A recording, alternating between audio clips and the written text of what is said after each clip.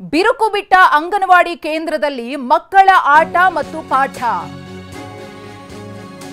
ಅಂಗನವಾಡಿ ಕೇಂದ್ರದಲ್ಲಿ ಮಕ್ಕಳ ಪರಿಪಾಟ್ಲು ಹೇಗಿದೆ ಅನ್ನೋ ಮಾಹಿತಿ ಇದು.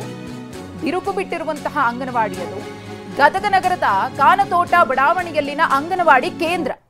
ಪ್ರತಿನಿತ್ಯ ಜೀವ ಭಯದಲ್ಲೇ ಪಾಠವನ್ನ ಕೇಳ್ತಾ ಇದ್ದಾರೆ ಪುಟ್ಟ ಪುಟ್ಟ ಮಕ್ಕಳು.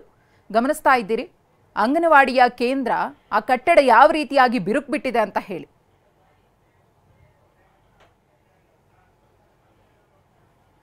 ಭಾಳ ವರ್ಷ ಆತ್ರಿ ಅವ್ರು ಶಾಲೆ ಕಟ್ಟಿಸಿ.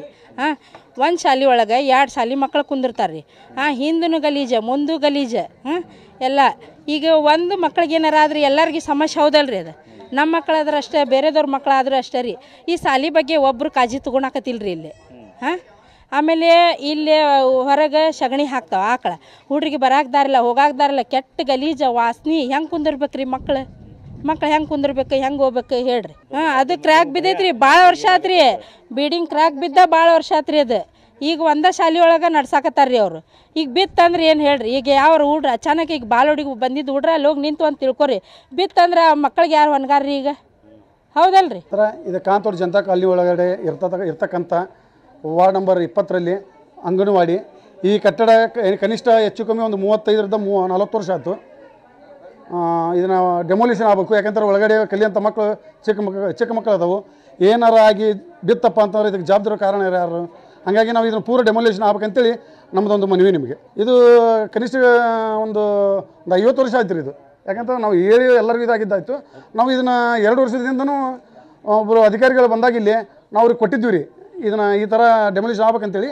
ಅವ್ರು ಬಂದರು, ಮಾತಾಡಿದರು, ಒಳ್ಳೆ ಹೋದ್ರೆ ಮತ್ತೆ ತಿರ್ಗಾ ಒಳ್ಳೆ ಬಂದೇ ಇಲ್ಲ. ಸರ್, ಇದು 2 ಡೆಮಾಲಿಷ್ ಕೇಂದ್ರಗಳ ಬಗ್ಗೆ ಇದು ಸ್ಥಳೀಯ ಸಂಘಟನೆಗಳು ಇದು ಮಾಡಿದ್ರು ಸರ್, ದೂರು ಕೊಟ್ಟು ಇವತ್ತು ಬಂದ್ವಿ ಸರ್. ನಾವಿಲ್ಲಿ 2 ಅಂಗನವಾಡಿ ನಡೀತಾ ಇದ್ವು. 2ನೇ ಅಂಗನವಾಡಿ ಒಂದು ಪೂರ್ತಿ ಶಿಥಿಲಾವಸ್ಥೆ ಒಳಗಿತ್ತು. ಇನ್ನೊಂದು ಸ್ವಲ್ಪ ಸುಸಜ್ಜಿತ ಐತಿ ಅಂತಂದು ಇಲ್ಲೇ ನಡೆಸ್ತಾ ಇದ್ರು ಸರ್. ಯಾಕಂತಂದ್ರೆ ಇಲ್ಲಿ 2 ರೂಮಲ್ಲಿ 1 ರೂಮು ಸರಿಯಾಗಿದೆ, 1 ರೂಮು ಸ್ವಲ್ಪ ಡೆಮಾಲಿಷ್ ಆಗಿದೆ. ಆದರೆ ಇದು ಇವತ್ತು ಈ ಕಂಡೀಷನ್ ನೋಡಿದ್ವಿ ಅಂತಂದ್ರೆ ಇದು ಮುಂಬರೋ ದಿನದ ಮಕ್ಕಳಿಗೆ ಸುರಕ್ಷಿತ ಎಲ್ಲ ಅಂತಂದು ಎಲ್ಲ ಸಾರ್ವಜನಿಕರಿಗೆ ಮತ್ತು ಈ ಒಂದು ಏರಿಯಾದ ಕೌನ್ಸಿಲರ್ ಸರ್ಗೂ ನಾವು ಮೇಡಮ್ ಅವ್ರಿಗೂ ನಾವು ಏನು ರಿಕ್ವೆಸ್ಟ್ ಮಾಡಿಕೊಂಡು ಇಲ್ಲಿ 2 ಸುಸಜ್ಜಿತ ಬಾಡಿಗೆ ಕಟ್ಟಡವನ್ನು ನಮ್ಮ ಹುಡುಕಿ ಕೊಡ್ರಿ, ನಾವು ಇದನ್ನು ಇಮಿಡಿಯೇಟಾಗಿ ಶಿಫ್ಟ್ ಮಾಡ್ತೀವಿ ಅಂತಂದು ಹೇಳಿವ್ರಿ ಸರ್.